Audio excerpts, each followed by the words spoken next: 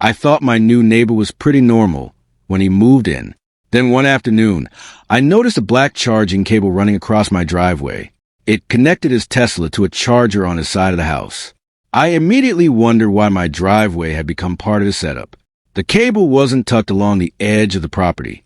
It ran directly across the center of my driveway. Every time I wanted to pull my car in or out, I had to deal with it. So I decided to talk to my neighbor before things got worse. I politely told him the cable was blocking my driveway. He said he only needed it there for a few hours every night. I suggested moving the cable along his own property instead. He shrugged and said, "It's not really a problem." That night, I came home and found the cable exactly where it had been. My driveway was partially blocked again.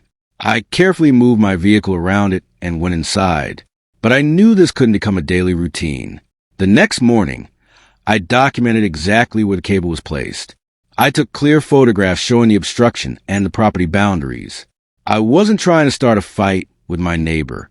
I simply wanted a record of what was happening. I contacted the appropriate neighborhood representative to explain the issue.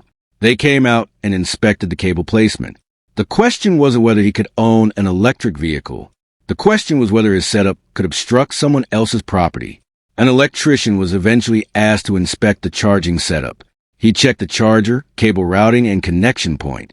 The issue was no longer just an inconvenience between neighbors.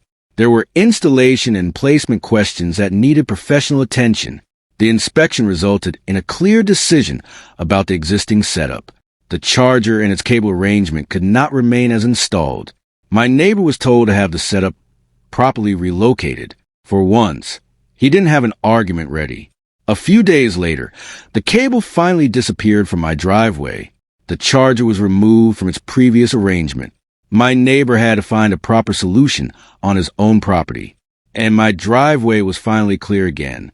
The whole situation could have been avoided with one simple conversation. I never objected to my neighbor owning or charging his Tesla. I only wanted my driveway kept clear and my property respected. In the end, that's exactly what happened.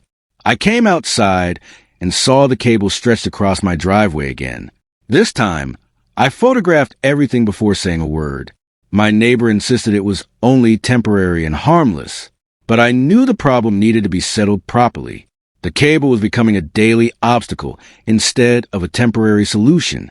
I asked my neighbor to find another way to route it. He shrugged and said he had nowhere else to put it. That answer made me start looking into the property rules. That evening, I pulled out my property documents and reviewed the driveway boundaries. The driveway was clearly part of my property. There was no agreement allowing my neighbor to use it for charging. Now I had something concrete to discuss with him. The next morning, I showed him the documents without raising my voice. I explained that the driveway belonged to my property. He looked at the papers and then at the cable. For the first time, he realized this was more serious than an argument. My neighbor called the charging company to ask what could be done. They explained that the installation needed to follow local requirements. He began realizing the current setup might not be acceptable. I simply told him I wanted a proper solution. A technician came out to inspect the charging setup. He carefully checked the charger, wiring, and cable route. My neighbor stood silently while the inspection continued. I stayed nearby and let the professional do his job. The technician explained that the cable could not simply be treated as a permanent path across someone else's driveway. He recommended relocating the charging arrangement. My neighbor looked disappointed, but finally listened. The situation was moving toward a practical solution. The charging company returned with a plan to correct the setup. The cable was moved away from my driveway. For the first time in weeks, the entrance to my property was completely clear.